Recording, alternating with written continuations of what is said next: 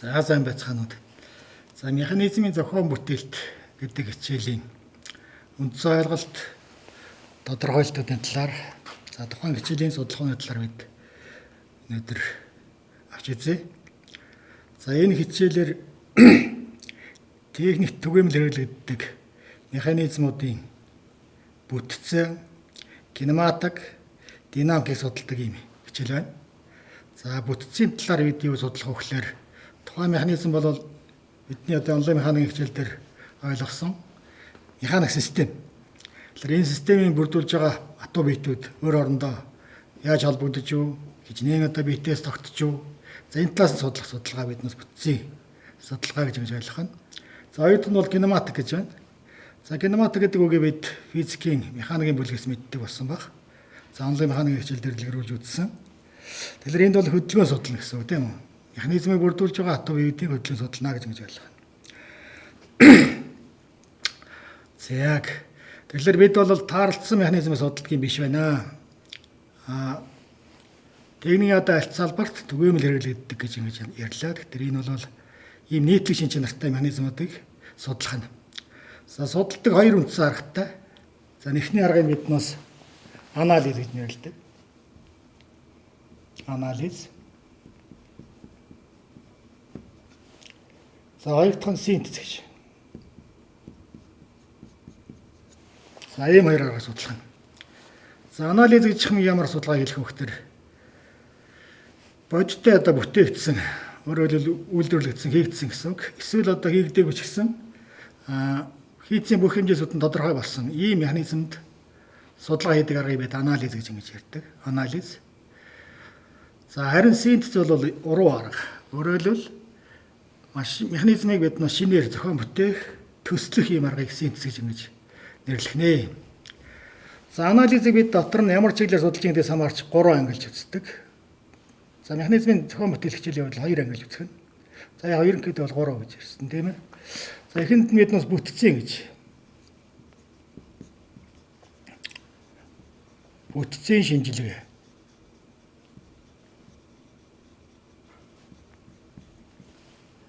За хоёрт нь кинематик шинжилгээ.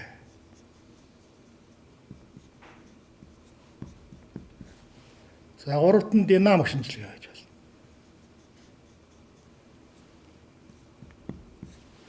За бидний одоо өнөөдрийн үзэж байгаа механизмын зохион бүтээлч хичээлээр бол 3 дахь бүлэг судалгааг бол үзэхгүй эхний хоёрыг нь үзнэ.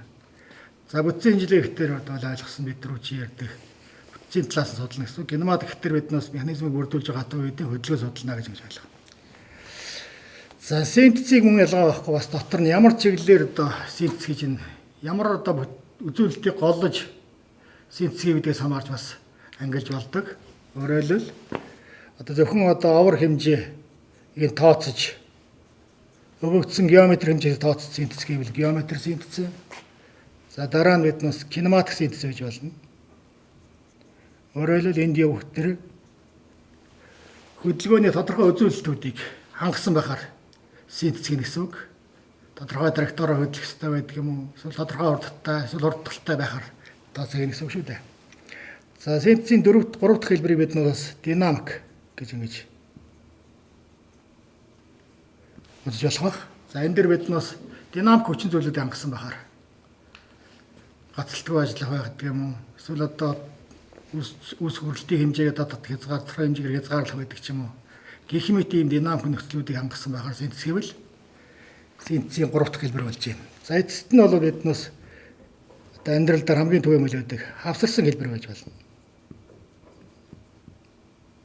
Хавсарсан хэлбэр. Өөрөөр хэлбэл дээрх 3 төрлүүд одоо дангаараа биш хавсарсан хэлбэртэй байж болох нэ. За иймэрхүү байдлаар биднээс түрүүч ярьдаг техник түгээмэл хэрэглэдэг механизмуудад судалгаа хийдэг аргыг бид судалгаа хийх ийм хичээлийг биднээс механизмын зохион бүтээл гэж ойлгох нь. За мэдээж тодорхой хэмжээний шинжилгээ судалгаа тооцоо хийж байгаа учраас өмнө үзсэн математик, физик, за техникийн зураг зүй, за тэгээд одоо төрөлх геометри, материалын донлын механик, материалын эсрэг гэдэг ч юм уу. Өмнө үзсэн эдгээр хичээлүүдийг одоо биднээс тэндээс шаардлагатай хутгуунуудыг, ойлголтуудыг авч хэрэглэнэ. За тэгээд бид яана. Цааш нь сая энэ чиглэлийн судалгаануудыг үзэх нэ. Ийм учраас энэ бол өмнөх хичээлүүдийг бид нараас залгамж холбоо болж үргэлжилж явах нь.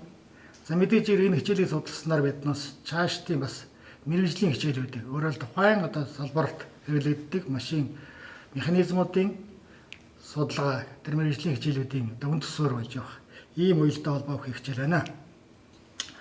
За ингээд цааш нь биднээс үндсэн ойлголт тодорхойлтууд руу оръё.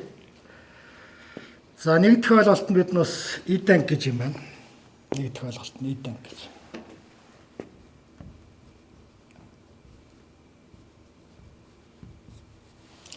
За энэ маань механизмыг бүрдүүлэх хамгийн эгэл хэсэг гэж ингэж ойлгодог. Эгэл хэсэг. Өөрөөр хэлбэл технологийн зориулалтаар тодорхой дүрс хэлбэртэй болж боловсруулагдаж хийгдсэн цааш задрагдгүй юм хатуу биетийг биднээс E-tank гэж нэрлэдэг. E-tank. За E-tank-ийг биднээс бүгд мэднэ. Хамгийн эгэл одоо E-tank-ууд гэтэл одоо болт, гайк гэдэг ч юм уу тийм ээ. За тэгээ шайб, гол, динклэг, араа гэл ингээл олон E-tank-ууд байна. За E-tank-уудыг биднээс татар нь бас хоёр ангилж болдог. Ерөнхий зориулалтын, тусгай зориулалтын гэж. За энэ ойлгомжтой ангил байгаа. За тэгэхээр машин механизм бол маш олон тооны E-tank-аас бүрддэг. Тэгэхээр бид бол энэ өмнө дурдсан судалгаа хийхийн тулд E-tank-уудыг биднээс бүлэглэж авч үзэх хэрэгтэй болдог. За энэ утгаараа хоёр дахь ойлголт бий болдог юм байна. За энд биднээс хоёр дахь ойлголт нь мөч. За энэ ямар очтой эмхтэн зэрэг E-tank-уудыг биднээс хөдөлгөөнөөс хамааруулж бүлэглэж авч үзсэн ийм ойлголттой. Юу гэсэн үг хөхтэн зэрэг мөч маань нэг E-tank-аас тогтож болдог. Эсвэл өөр хоорондоо хөдөлгөөнгүй холбогдсон хэд хэдэн E-tank-аас бүрдсэн ийм хатуу биетийг биднээс мөч гэх нь. За энэ мөчийг биднээс цааш нь бас ангилж үзэж болох бах. Тэгэхээр механизм болгон болол хөдөлгөөнтэй хэд хэдэн мөч. За хөдөлгөөнгүй нэг мөчөөс бүрднэ гэж ингэж үздэг. За хөдөлгөөнгүй мөч нь бол ойлгомжтой. Тухайн механизмын тулгуур их бий суур байна гэсэн үг. За хөдөлгөөнтэй мөчүүдийг дотор нь хоёр нь гурван ангилж үзэх нь. За нэгдүгээрт нь хөтлөх мөч. За хоёрт нь завсрын мөч. За гуравт нь хөтлөгдөх мөч гэж. За ингэж гурван ангилт юм байна. За энэ ангилууд ойлгомжтой байна. Хөтлөх мөчхтэн зэрэг гаднаас одоо үйлчилж байгаа хүчний үйлчлэлээр хөдөлгөөнд ороод бус мөчүүдэд хөдөлгөж яадаг ийм мөчийг бид хөтлөх мөч гэж ингэж ойлгох нь. За хөдлөгдөхгүй бол бид нас ажил гүйцэтгэдэг. Эсвэл одоо ажлын эрхтэнтэй холбогдсон ийм мөчийг бид хөдлөгдөх мөч гэнэ. За эдгээрийн хооронд байгаа мөчүүдийг бид завсрын мөч гэж ингэж үзэх нь. За мөч гэхтээ нэг иймэрхүү юм. Тэгэхээр бид мус мөчийн дангаарыг бол бас хооронд нь ялахгүйгээр андуурдаг, бодилдог юмуд байдаг. Тэгэхээр хөдөлгөөний явцад нь бид нас харж иж энэ хэдэн мөчөөс өгч гэнэ үү гэдгийг харах хэлэх нь шүү дээ. Өөрөөр хэлбэл хамтдаа хөдөлж ивэл нэг мөч болчихно. А бие биентэй харьцангуйар хөдөлгөөн үлдэж ивэл тус тусдаа мөч болох нэ. За энийг л анхаарах хэрэгтэй гэж ойлгоно. За гурав дахь үндсэн ойлголтыг бид нас кинематик хос гэж.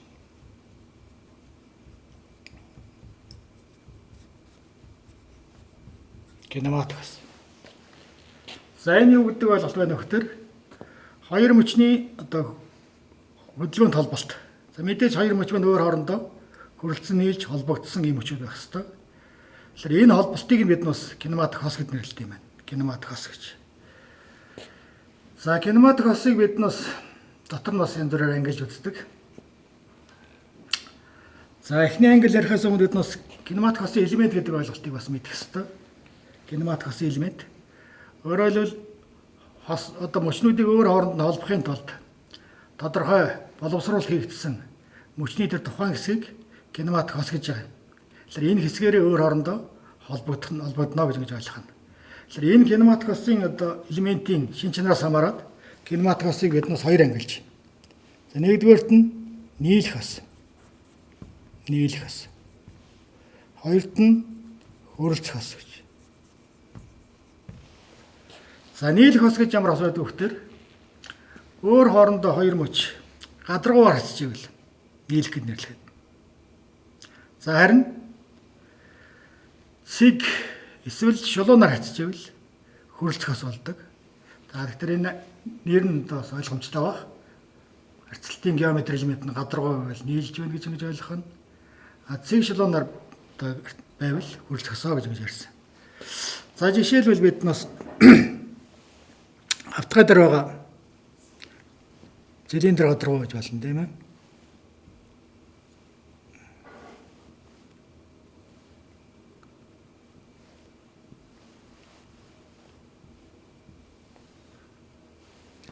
За ийм автгай байг. Тэгэхээр энэ дээр орчиж байгаа цилиндр гадаргуу 1-р бие, автгайг нь 2-р бие гэж. Тэгэхээр энэ бол 2 бие өөр хоорондоо холбогдсноор бие биентэй харьцах хөдөлгөөн их боломжтой холбогдож, тийм учраас кинематик ус үүсгэж байна гэж. Тэгэхээр харьцалтын элемент нь бол биднээс энэ цилиндр гадаргуугийн байгуулагч шулуун болох учраас үүнийг биднээс хөрөлцөх ус гэж нэрлэх нь. Хөрөлцөх ус. За гадаргуугаар харилцсан осын нэг жишээ бол биднээс осын цилиндр гадаргуу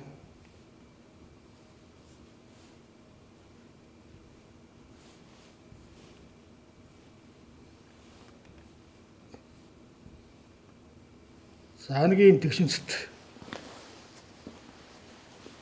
параллел бипедийн голд нөхөтэй тэгээд тэр нөхрийнхэн дагуу хөдлөх боломжтой цилиндр байна гэж ингэж ойлгоё. За цилиндрийн 1-р бие. За энэ бас яашаа нэгт гарсан байж болох ба.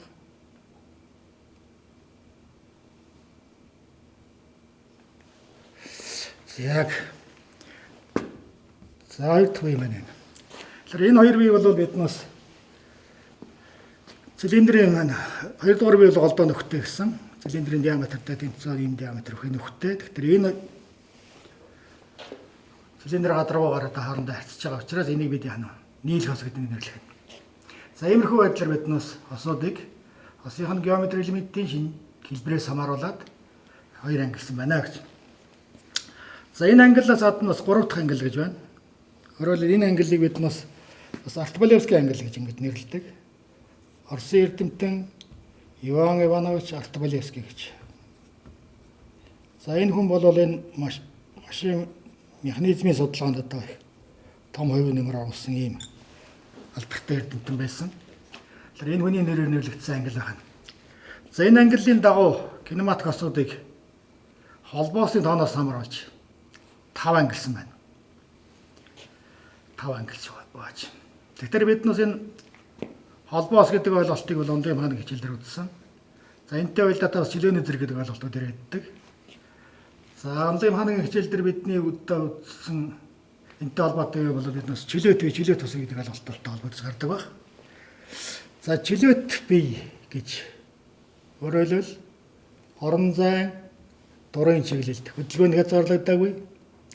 За ийм биеийг биднээс чөлөөт бие гэж нэрлэдэг. За энэ бие бол чөлөөний хэдэн зэрэгтэй байх тэр чөлөөний 6 зэрэгтэй гэж.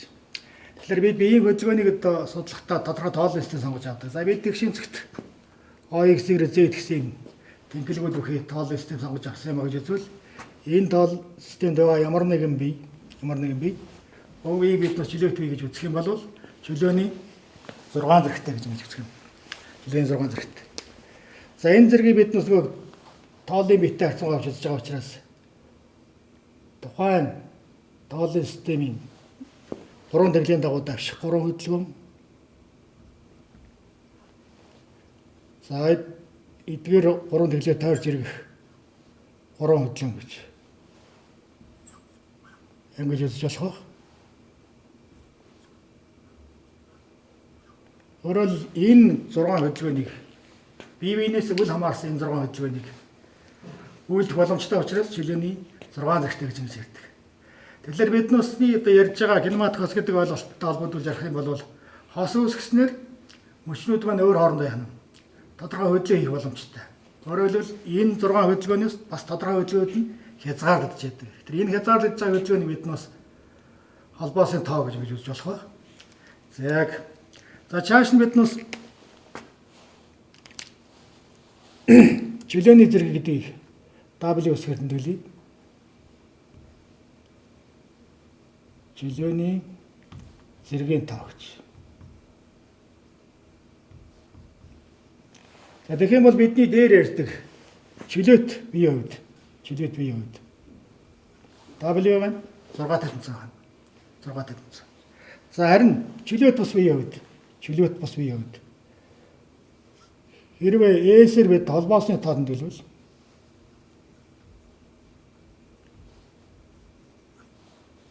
тухайн чөлөөт бус биеийн хувьд хийж чадах хөдөлгөөний тоо буюу жилийн зэргийн тоо.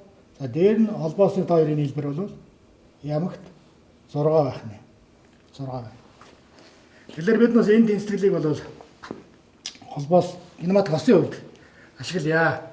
Өөрөөр энэ холбоог ашиглаж бид нас ангийн дугаар гэж юм дээр Артмолевский англи дээр ядахтаад юм бэ гэдгийг аж үзье. За бидний тэр дээр дурдсан хавтгай дээр хичээлийн дээр бит.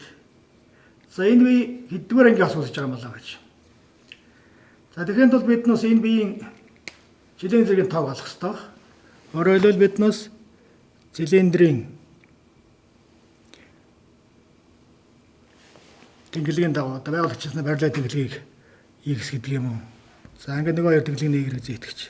За ингээд үзэх юм бол 1 гэдэг бие 2 дугаар биетэй харьцан ямар хөдөлгөөн хийх юм бэ? За мэдээж эрг нь хавтгай дээр 1 гэдэг бие бид нас эргүүлж болно. Оройвол зэдий таарч ирэх хөдөлгөөн хийж чадах юм байна. За Y-ийн дагуу давших боломжтой. X-ийн дагуу давших боломжтой. За мөн X-ийг таарч ирэх боломжтой. Юу гэсэн үг хөтөн зэрэг энэ бие жилөөний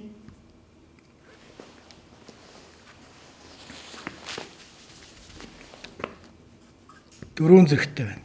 Дөрвөн зэрэгтэй. Ийм учраас хэддүгээр ангийн хос хөтөн зэрэг бид дөрөв чи бичсний зэглээ ашиглаад үзэх юм бол холбоосны тоо 2.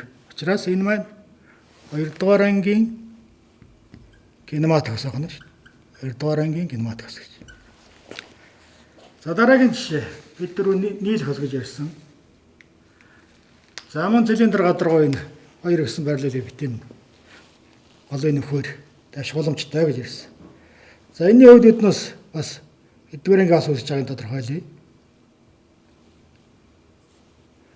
За ингээд үзэх юм бол Z за Y-X гэж ингээд тэмдэглэх юм бол 1 гэдэг бие 2-тай харьцангуйгаар зөвхөн X-ийн дагуу давших боломжтой. За өөр хөдөлгөөн хийх боломж байна. Энд чинь юу гэсэн үгтэн зэрэг чөлөөний 1 зэрэгтэй тийм учраас холбоосын тоо 5 болох нь. Тэгэхээр энэ бие 2 бие болвол сая энэ нийлэх хос үсгэж байгаа энэ 2 болвол 5 дугаар ангийн кинематик хос үсгэж байгаа юм байна гэсэн. За иймэрхүү байдлаар биднээс кинематик хосуудыг 5 ангид хувааж байна.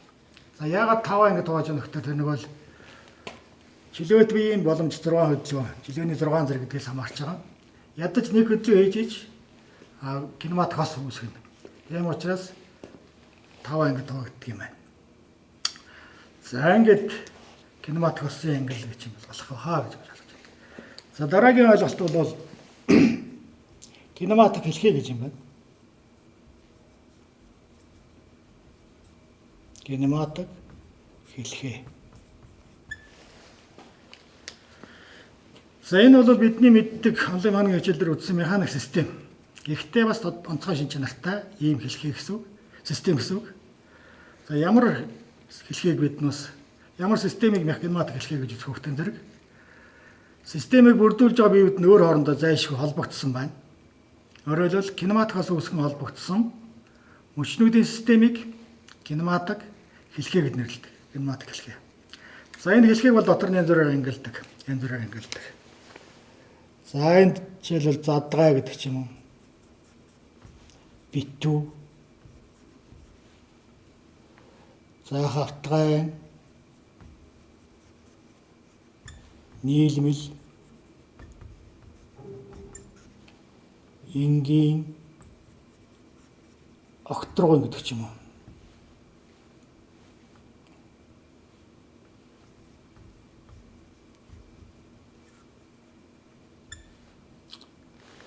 За иймэрхүү байдлаар кинематик хэлхээг ангилах нэ. За задгай хэлхээ гэдэг бол ямар хэлхээ байх вэ хөхтэн зэрэг Хэлхээний яд зарим нэг мөч хоёр хүрэхгүй хос үүсгэж холбогдсон байвал өөрөөр нэг хос үүсгэсэн гэсэн үг. За тийм бол задаа хэлхий болдог. За битүү хөхтэн зэрэг хэлхээний мөч өхөн хоёроос доош хос үүсгэж холбогдсон бол битүү хэлхий болно. За автгайн октрогон гэдэг ойлгомжтой англи байгаа. Өөрөөр хэлбэл хэлхээний мөчнүүд нэг хавтгай дээр эсвэл одоо параллел хавтгайнуудаар хөдөлж ивэл түүнийг бид хавтгайн хэлхий гэдэг. За параллел биш хавтгайнуудаар хөдөлж эхлэх юм бол уг хэлхий октрогон болно. За дараагийн англи бол биднээс энгийн нийлмэл гэж ингэж байна. Тэгэхээр энгийн нийлмэл эхлэхээ гэж ямар эхлэхээ хурдан зэрэг зарим нэг мөч нь хоёроос олон хос үүсгэж бусдад холбогдсон бол нийлмэл эхлэхээ болдог. Орол 3 4 5 ч гэдэг юм. Хоёроос олон байвал. Харин мөч өхөн хоёроос гэтэхгүй одоо хос үүсгэж байвал өөр хоорондоо тэгж холбогдсон байвал уг хэлхийг биднээс энгийн хэлхий гэж нэрлэнэ. За тэгээд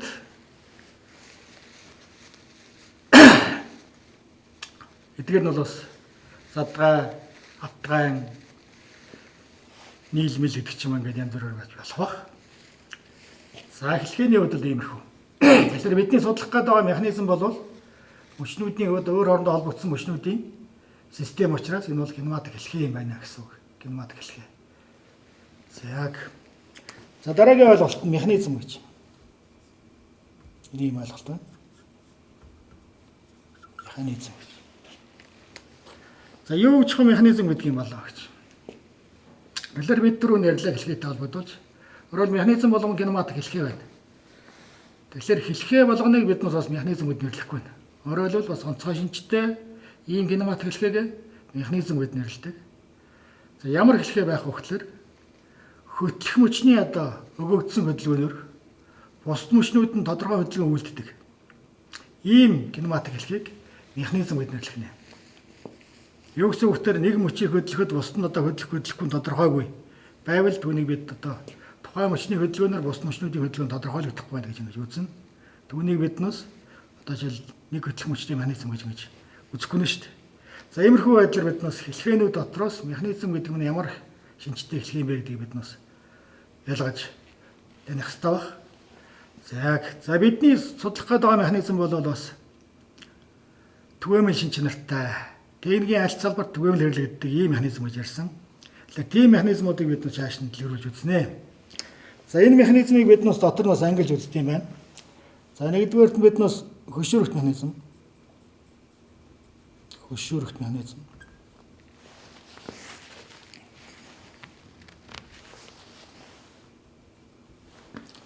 За хоёрт нь араат механизм.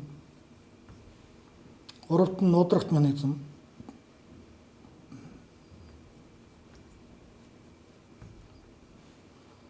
За дөрөвт нь үрэлтэх механизм. За тавд нь хатуу үрэлтэх механизм. Буян мөч механизм гэж.